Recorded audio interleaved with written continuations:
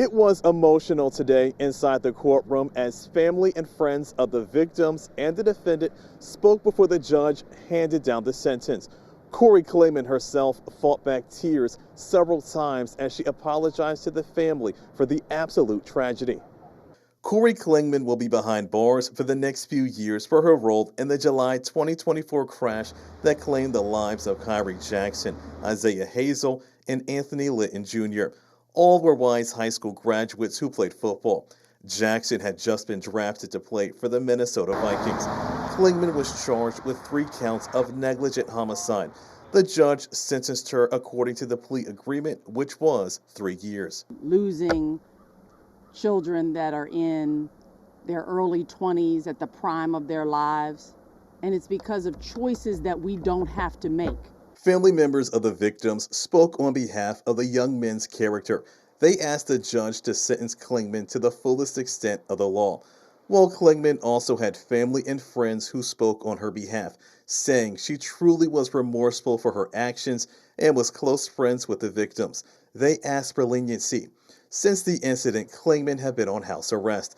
Clingman's attorney argued for her not to serve any additional jail time, given the fact she had no prior criminal record and worked in the community as a cosmetologist.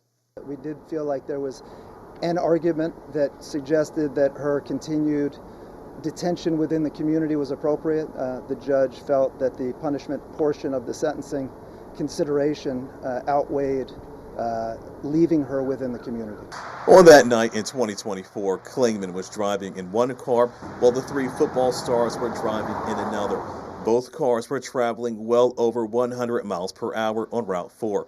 Clingman's attorney argued his client wasn't the only one at fault. And the perception was that she was at fault for everyone's death, although the evidence certainly speaks to a different story. There were 2 cars that were traveling excessive rates of speed. Prince George's County State's Attorney Khyree Jackson recognized that while both cars were traveling extremely fast, the 3 men are no longer here. She believes Clingman should be held accountable and is hoping this case will deter people from drinking and driving at high rates of speed. There has to be accountability, and I'm hoping that this situation will deter at least one person from getting behind the wheel of a car and driving over 100 miles per hour. The judge called this an absolute tragedy, but says there needs to be accountability for drinking and driving at a high rate of speed. Clingman will receive credit for 377 days of time already served. In Upper Marlboro, I'm Jonathan Hunter for CTV News.